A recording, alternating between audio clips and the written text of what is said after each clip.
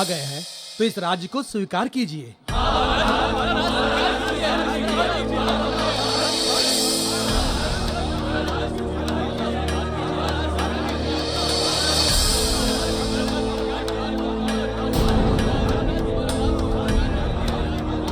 किंतु मैं... महाराज, यहाँ आपको तनिक भी कष्ट नहीं होगा। मंत्रीवर, महाराज के राज्याभिषेक की तैयारी कीजिए। महाराज के आतिथ्य में किसी प्रकार का कोई अभाव या त्रुटि नहीं होनी चाहिए। जो आ गया महामंत्री जी।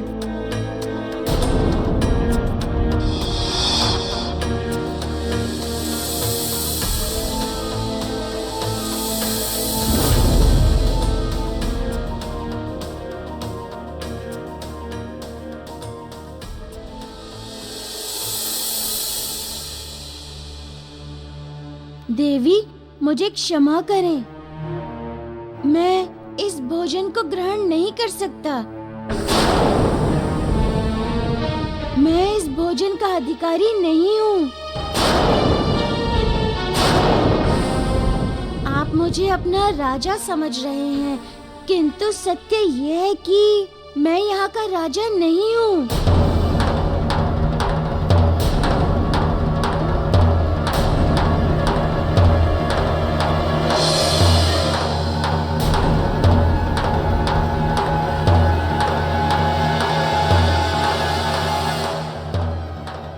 पुत्र, लड्डू ग्रहण करो। ये मैंने अपने हाथों से बनाए हैं, विशिष्ट तुम्हारे लिए। एक माँ के हाथ से बने लड्डू खाने में कोई आपत्ति है?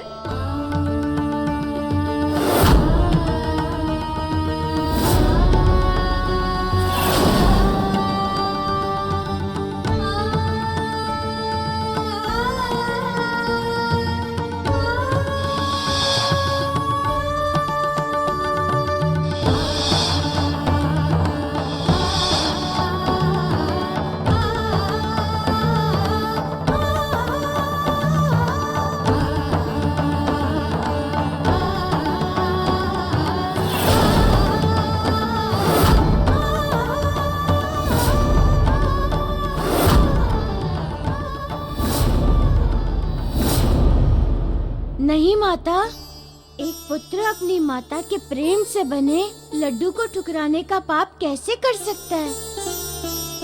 आपका पुत्र खाएगा लड्डू और आपके हाथों खाएगा।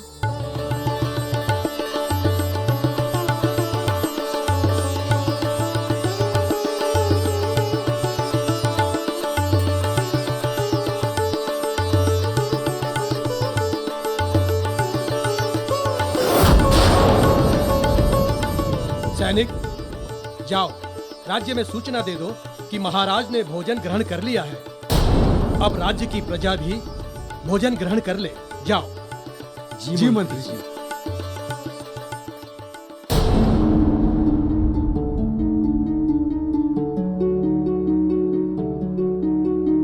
क्या अब तक प्रजा ने भोजन नहीं किया?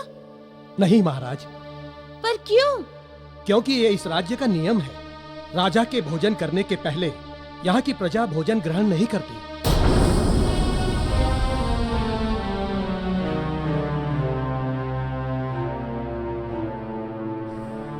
कैसी प्रजा है, अंधा प्रेम करती है अपने राजा से।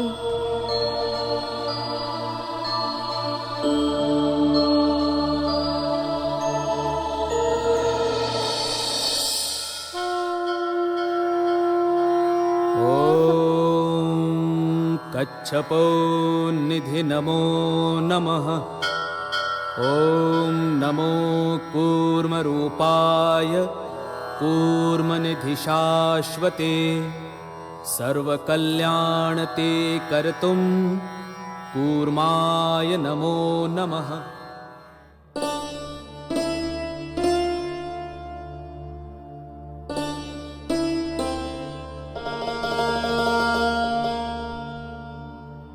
महाराज की जय हो।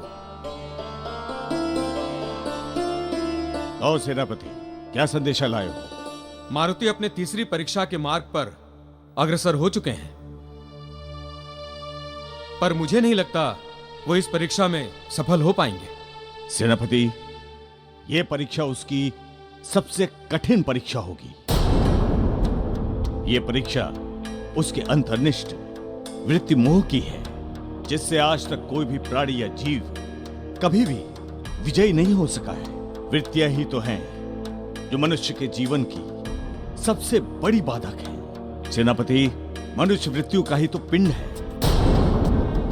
काम, क्रोध, मद, लोभ, ईर्ष्या, स्वार्थ, हठ, यही सब तो अवरोध है मनुष्य के जीवन के। किंतु मोह केवल अवरोध ही नहीं, वो तो व्यक्ति को अंधा कर देता है। फलस्वरूप मारुति का मोह की परीक्षा में सफल होना असंभव है।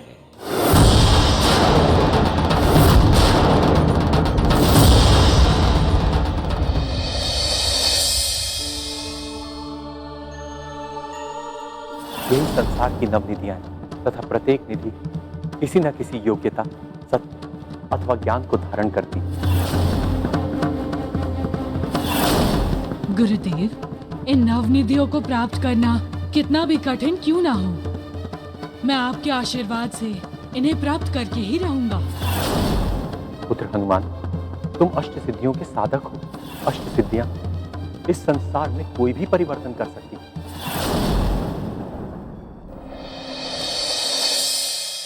गुरुदेव ने तो मुझे नवनिधियों को प्राप्त करने का आदेश दिया है, परंतु मैं तो अभी तक पहली ही निधि को प्राप्त नहीं कर पाया हूँ। मैं तो कहीं और भटक कर आ गया हूँ, किसी और मोहपाश में बंध गया हूँ। मुझे इस मोहपाश को तोड़कर यहाँ से निकलना होगा, तभी मैं गुरुदेव के आदेश का पालन कर पाऊंगा। अविलंब निकलना होगा मुझे यहाँ से।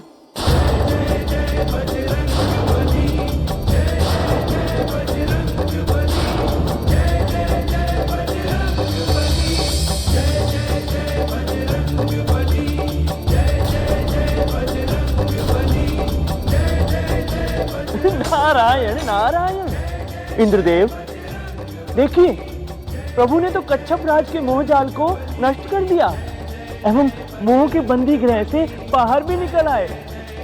आपकी सोच पर तो तुषारपात हो गया। अब क्या करेंगे आप?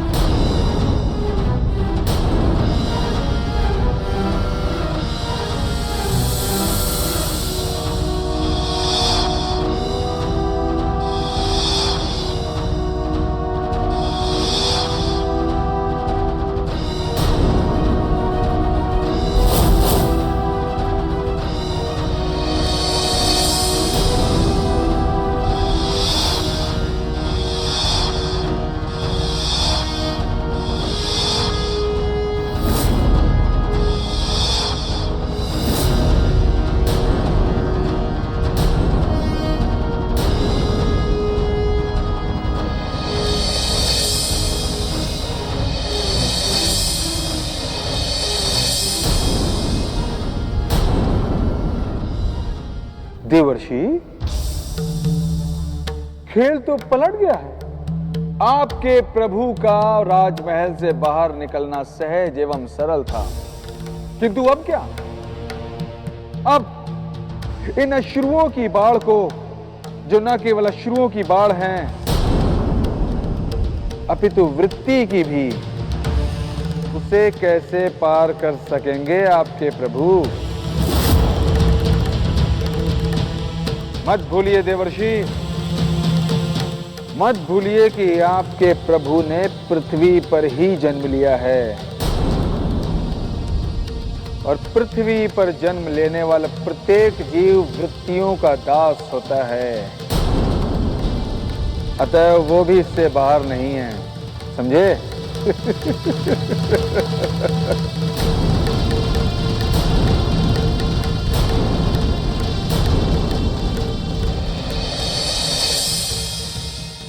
महाराज, आप हमें छोड़ के जा रहे हैं महाराज। मत जाइए महाराज, हमें छोड़कर मत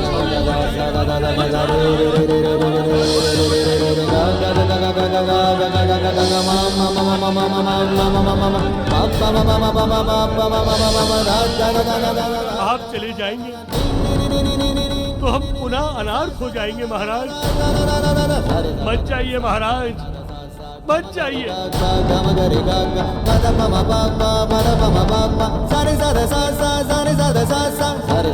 ग्रामवासियों, इस सघन ब्रह्मजाल से आप लोग बाहर निकलिए और सत्य को पहचानिए। मैं आप लोगों का महाराज नहीं हूँ। आपके महाराज कोई और है जो आएंगे। हमारे महाराज आप ही हैं, केवल आप ही हैं महाराज। आप सभी भावनाओं में बह रहे हैं और भावनाओं से न जीवन चलता है न सत्य बदलता है। ये भावना, ये मोह, ये माया सब जीवन के बंधन है। जिसे आज आप अपना कह रहे हैं वो कल किसी अन्य का था और कल किसी अन्य का होगा। जीवन न ठहराव है न पड़ाव। जीवन एक अनंत यात्रा है देवी। अतएव इस भावना से, इस मोह से बाहर निकलिए तथा मुझे जाने दीजिए।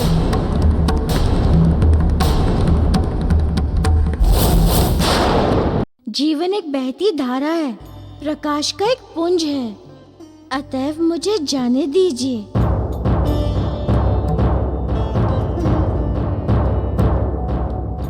ठीक है पुत्र, यदि तुमने जाने का निश्चय कर ही लिया है तो अवश्य जाओ।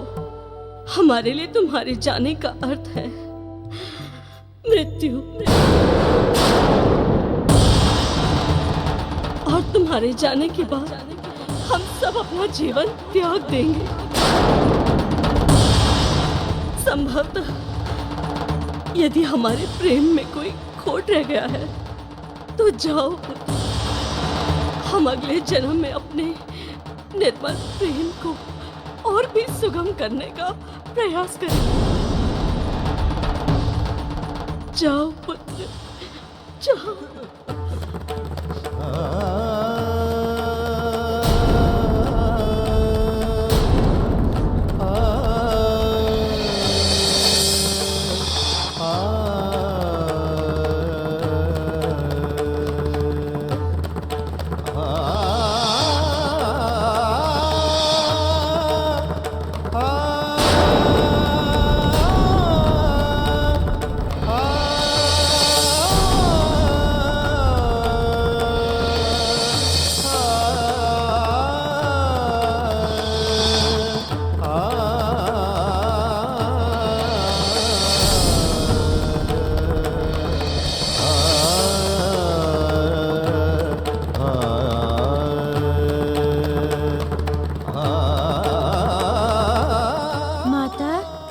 जब आपने मुझे अपना पुत्र माना है तो मैं राजधर्म निभाऊं या ना निभाऊं, अपना पुत्र धर्म अवश्य निभाऊंगा।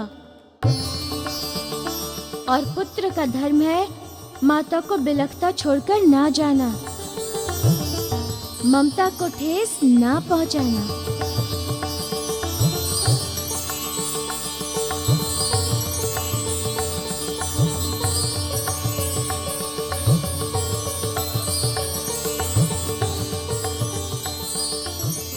देखा देवर्षि, आपके प्रभु मोह रूपी वृत्ति के दलदल में फंस गए हैं।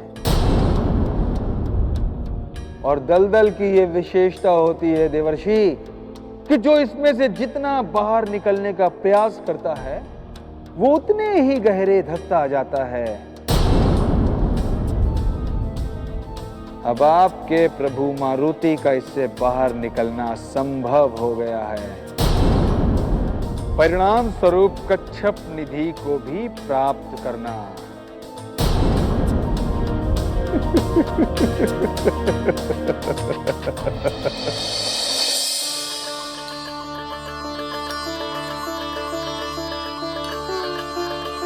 आओ पुत्र, आकर देखो अपने राज्य का वैभव एवं ऐश्वर्य।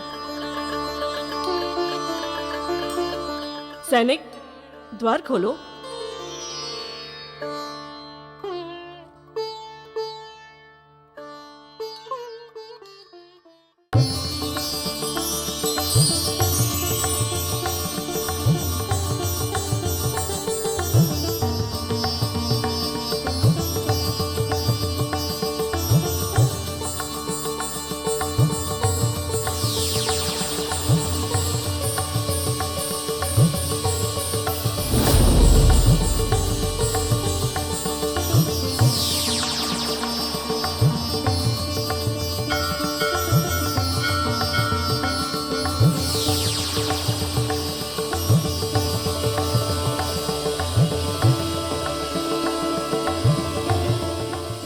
दृष्टि?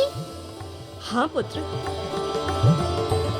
हमारे यहाँ प्रतिपल इसी प्रकार धन की वृष्टि होती है।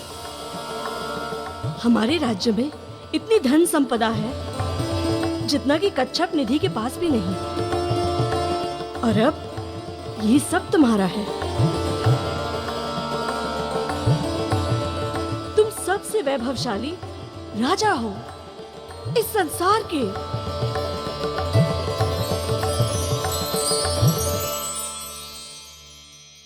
किंतु ये धन आता कहाँ से है? आओ पुत्र, आओ।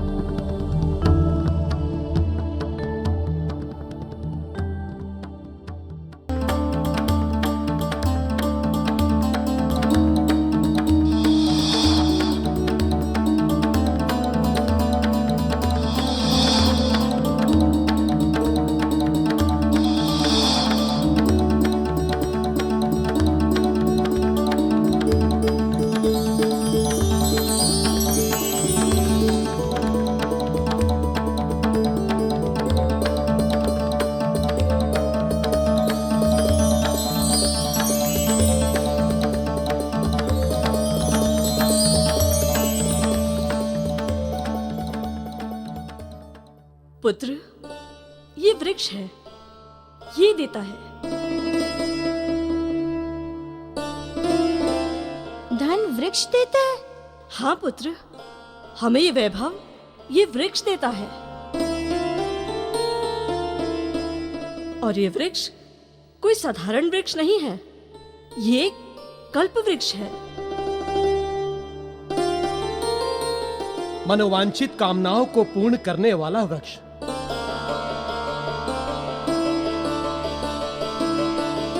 तथा महाराज, संसार में ये वृक्ष केवल हमारे ही राज्य में है, हमारे पास अन्यत्र कहीं भी नहीं। हे कल्प वृक्ष, मेरे पुत्र को लड्डू बहुत पसंद है। इसकी इच्छाओं की पूर्ति करो।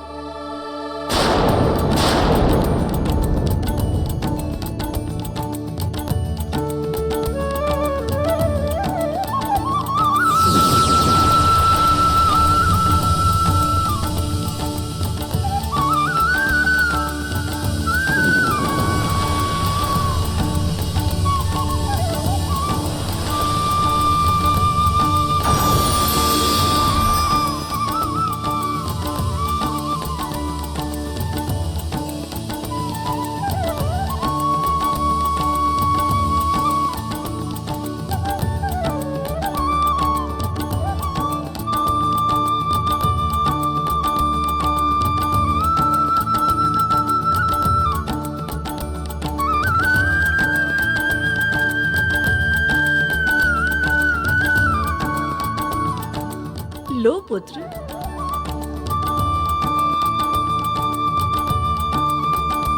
पुत्र, ये वृक्ष इसी तरह तुम्हारी सभी इच्छाओं की पूर्ति करेगा।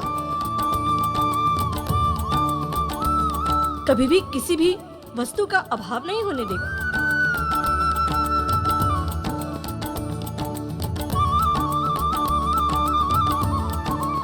इस राज्य के पास तो अतुल धनराशि है। यदि कोई अयोग्य व्यक्ति यहाँ का राजा बन गया तो इस वैभव का दुरुपयोग करेगा।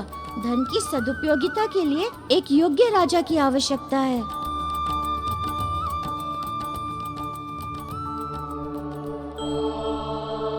पुत्र, क्या सोचने लगे? क्या अभी भी राजा बनना स्वीकार नहीं? स्वीकार है।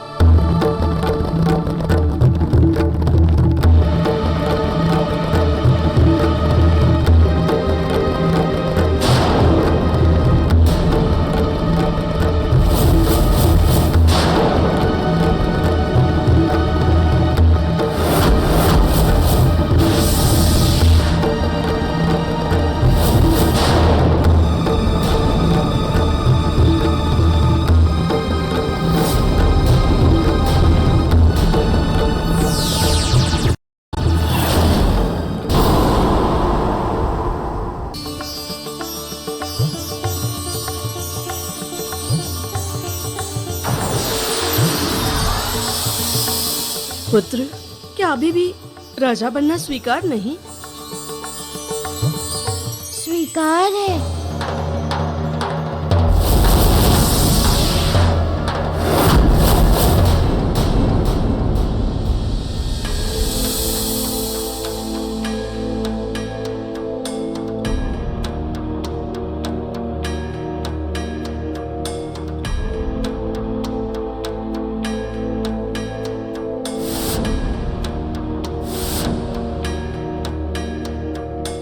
क्या हुआ महाराज, आप चिंतित हैं? चिंतित नहीं हूं, चिंतन कर रहा हूं उस वानर बालक के विषय में। उसके आत्मविश्वास एवं क्रियाकलापों को देखकर यह भास होने लगा है कि कच्छप निधि का वास्तविक मूल अधिकारी तो वही है। नहीं महाराज, कच्छप निधि की कसौटी पर आज तक जब कोई खरा नहीं उतरा है तो फिर वो वानर बालक कैसे खरा उतरेगा? नहीं कच्छप योद्धा, औरों में तथा उसमें बहुत अंतर है। उसके मन में न लोभ है, न ईर्ष्या है, न अभिमान है, न माया है, न मोह है, न द्वेष है। सबसे अलग है वो। शक्ति में अद्वितीय, बुद्धि में प्रखर। इसीलिए तो यह धारणा बनती है कि हमारी कच्छप निधि का असली उत्तराधिकारी तो वही है। नहीं महाराज,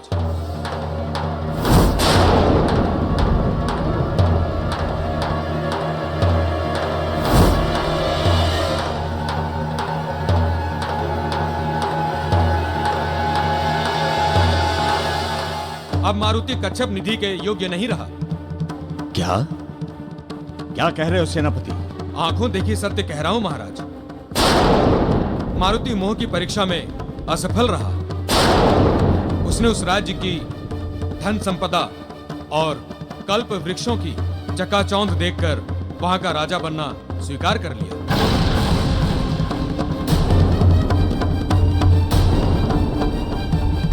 अब बस केवल मुकुट धारण करने भर का ही विलंब है महाराज। फिर तो वो कभी भी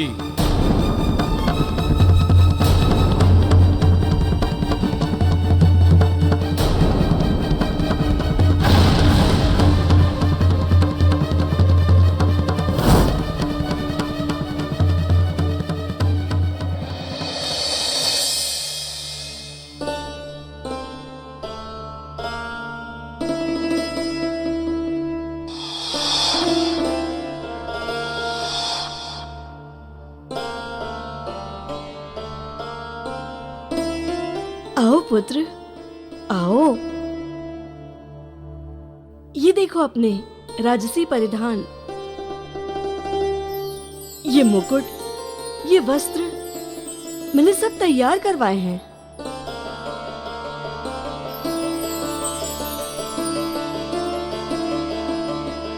बस शीघ्र ही तुम्हारे महाराज बनने की तिथि एवं मुहूर्त निकल जाए, बस तुम्हारे महाराज बनते ही सब चिंताओं से मुक्त हो जाऊं।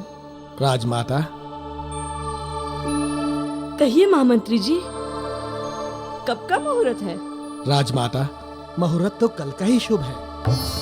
राज ज्योतिष ने कहा है कि कल की प्रथम बेला में राहु काल के प्रारंभ होने से पूर्व ही मारुति जी को महाराज बना देना अत्यंत शुभ होगा।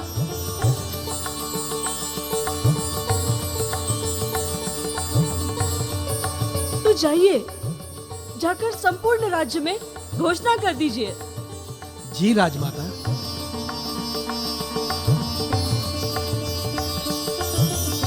अच्छा माता, अब मुझे भी आज्ञा दीजिए। पुत्र, कहाँ जा रहे हो?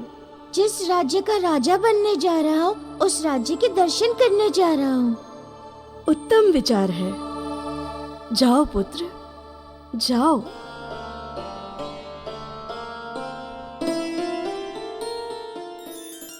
निश्चिंत हो गई मैं। मारुति के रूप में इस राज्य को मिल गया सच्चा एवं योग्य राजा।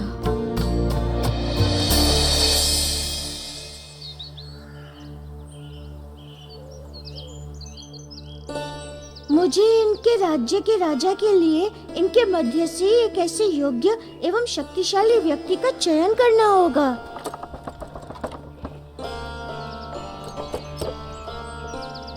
जो राज्य की रक्षा एवं प्रजा का पालन भलीभांति कर सके, निस्वार्थ एवं निर्लिप्त भाव से।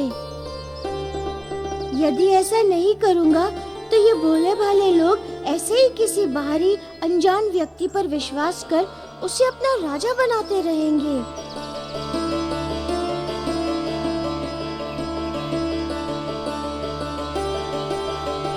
और जिस दिन भी इन्हें कोई अयोग्य व्यक्ति मिल गया तो संपूर्ण राज्य नष्ट हो जाएगा। अतः मुझे इनकी इस परंपरा को खंडित करना ही होगा।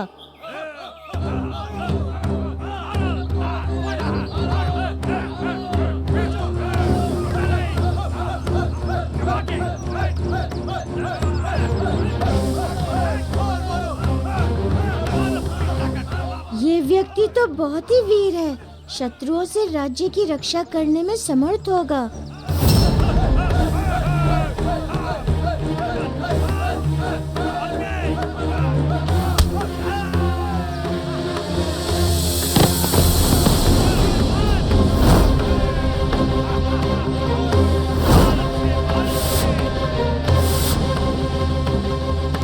है कोई यहाँ जो मुझे पराजित कर सके? यदि है तो आए अखाड़े में।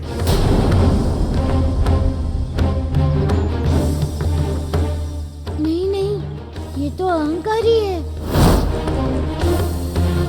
ये बाह्य शत्रुओं से तो युद्ध कर सकता है, विजयी भी हो सकता है, किंतु अपने अंतः के शत्रुओं से तो ये पहले से ही पराजित है।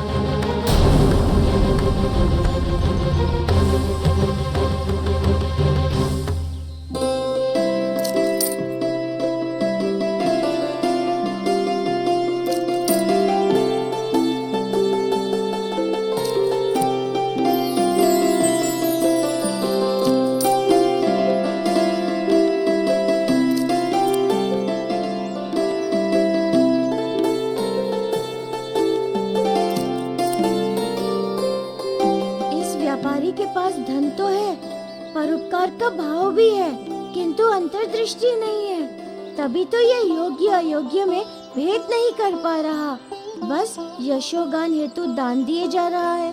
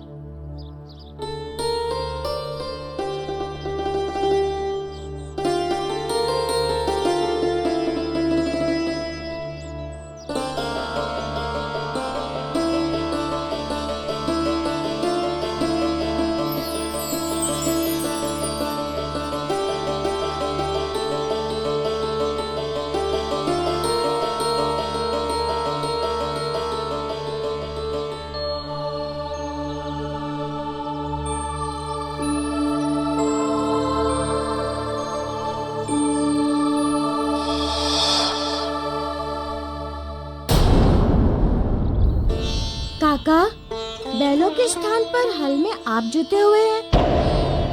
खेत जोतने के लिए तो बैलों का उपयोग करते हैं ना, फिर आप क्यों जुते हुए हैं? पुत्र, मनुष्य का धर्म है कि प्रत्येक दूसरे जीवों को सुख दे, जहां तक हो सके दूसरे को कष्ट से बचाना। फिर मैं क्यों बैलों को जोतूं? हल खींचने से तो उन्हें भी कष्ट होगा ना। मनुष्य को अपना जीवन अपने स्वयं के लिए नहीं, दूसरों के लिए जीना चाहिए। जिस प्रकार एक वृक्ष अपने लिए नहीं, दूसरों के लिए फल उपजाता है, जिस प्रकार नदी सबके लिए बहती है, उसी प्रकार किसान सबके लिए अन्न उपजाता है, ताकि इस संसार का पालन हो सके।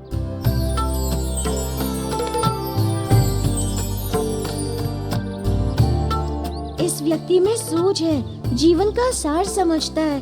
भाव ही का तो प्रतीक होती है वाणी। ये वृत्तियों से निर्लिप्त है। ऐसा ही व्यक्ति राज्य का राजा बनने योग्य है। काका, प्यास लगी है, जल मिलेगा क्या?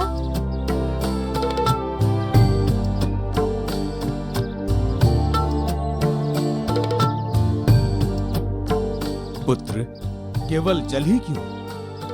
तुम निर्मोही के द्वार पर आए हो, जल के साथ तुम्हें भोजन भी मिलेगा। निर्मोही, वाह! जस चरित्र तस नाम, या यूं कहें, नाम के अनुरूप चरित्र।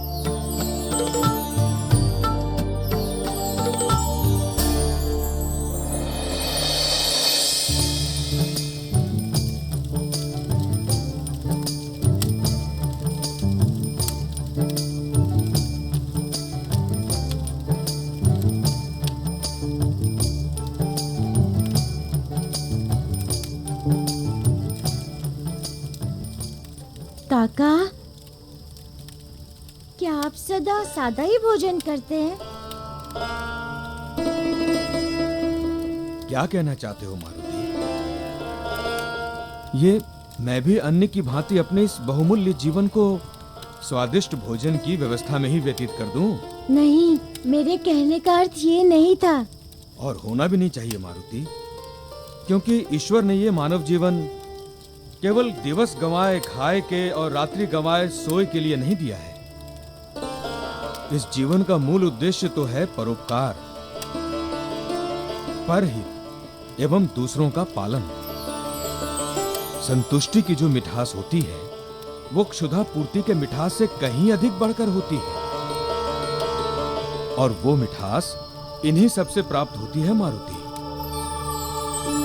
भोजन की मिठास तो क्षणिक मात्र है, केवल जिह्वा के लिए।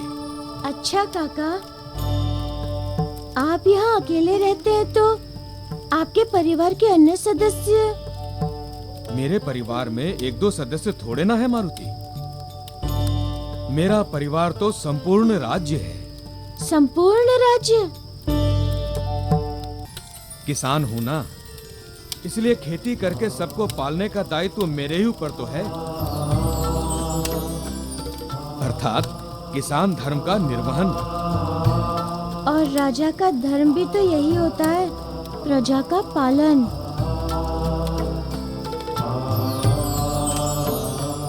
मारुति, क्या सोचने लगे?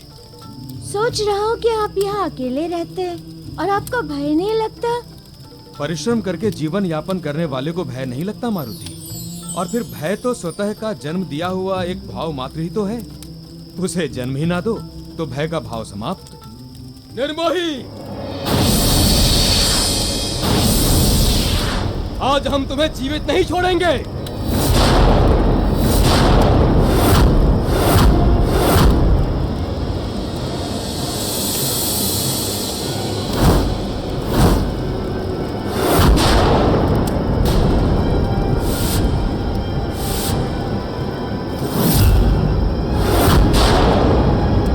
निर्मोही, हमारी चेतावनी के बाद भी हमारे श्रेष्ठ जी को अनाज ना बेचकर तूने अपनी मनमानी की है।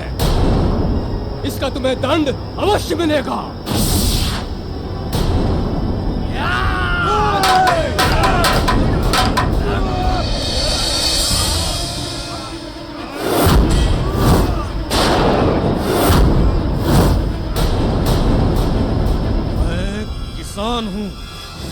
और एक किसान किसी का दास नहीं होता। वो वही करता है जो सबके हित का होता है।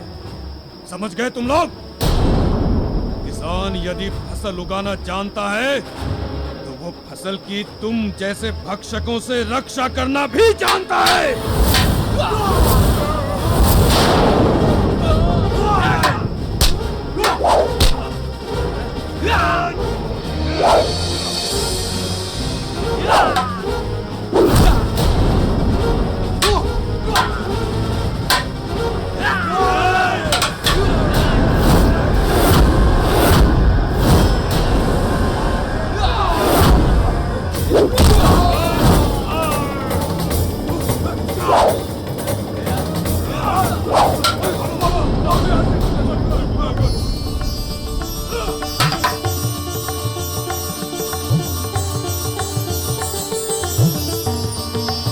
अच्छा काका, अब मुझे आज्ञा दीजिए। और हाँ, कल राज्य अभिषेक है, अवश्य आइएगा। मेरी प्रार्थना है आपसे। ठीक है मारुति, आवश्यकता ना होते हुए भी मैं राज्याभिषेक में अवश्य आऊंगा।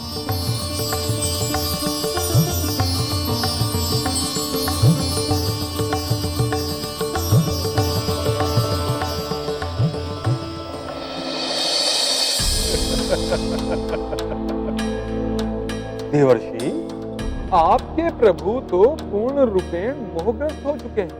अपने राज्याभिषेक की प्रसन्नता में वो सबको आमंत्रित करते फिर रहे हैं। नारायण नारायण। देवेंद्र, जो स्वयं ही तीनों लोगों के राजा हो, उन्हें भला एक छोटे से राज्य का राजा बनकर क्या प्रसन्नता मिलेगी? अरे उन्हें क्या मोह होगा एक राज्य और राज सिंहासन से? देवर्षि, प्रतीत होता है कि आप अपने प्रभु की माया में ज्योतिहीन हो गए हैं। कुछ घड़ी प्रतीक्षा कीजिए। आपको अपने प्रभु की कच्छप निधि प्राप्त न कर पाने की अयोग्यता स्वयं ही दिख जाएगी।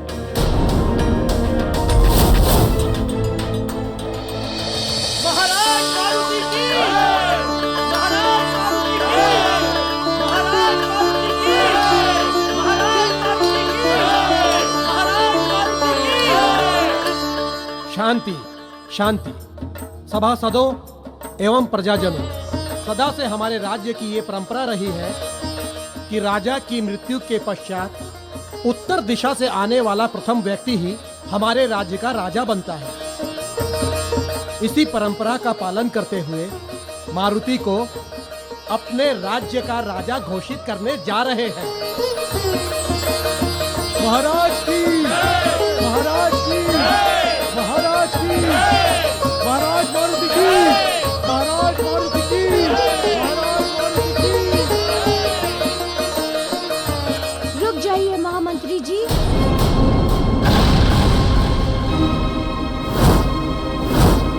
मैंने पूर्व भी कहा था, अभी पुनः कह रहा हूँ कि मैं इस राज्य का राजा नहीं बन सकता।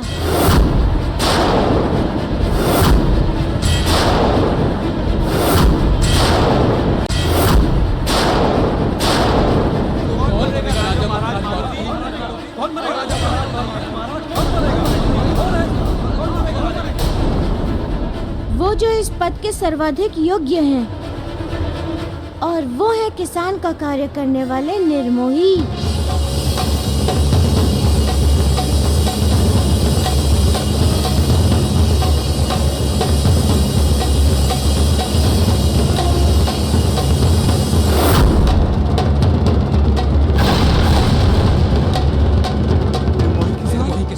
और राजा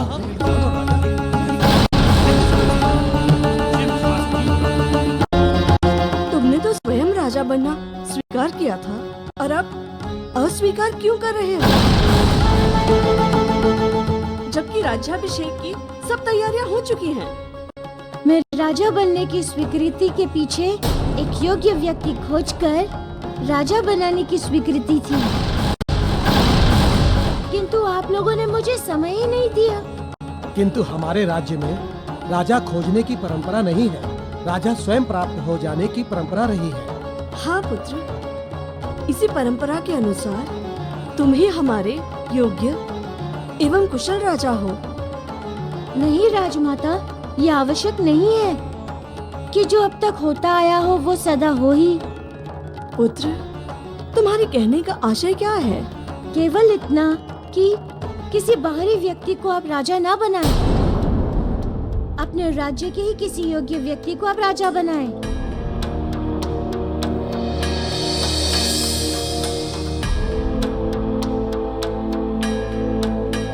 क्योंकि यदि कोई अयोग्य व्यक्ति आ गया यहाँ के राजा के पद पर, तो वो सब कुछ नष्ट कर देगा। यहाँ की श्री संपदा, कल्प वृक्षों का वन, सब कुछ। किंतु हमारे राज्य में ऐसा कोई भी योग्य व्यक्ति नहीं है जो राजा के सिंहासन पर आसीन हो सके। महामंत्री जी,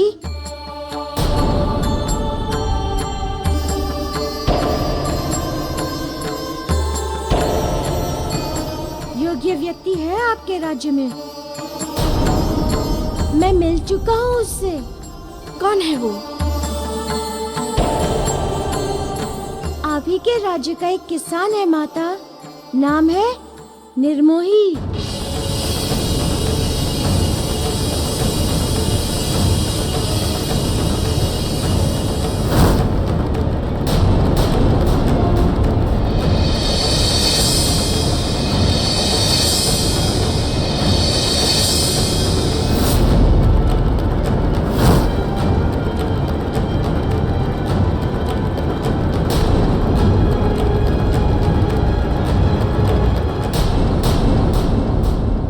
मारुति, तुम राजा बनो अथवा ना बनो, हम वर्षों तक प्रतीक्षा कर सकते हैं, परंतु इस अयोग्य व्यक्ति को हम अपने राज्य का राजा कदापि नहीं बना सकते, कदापि नहीं।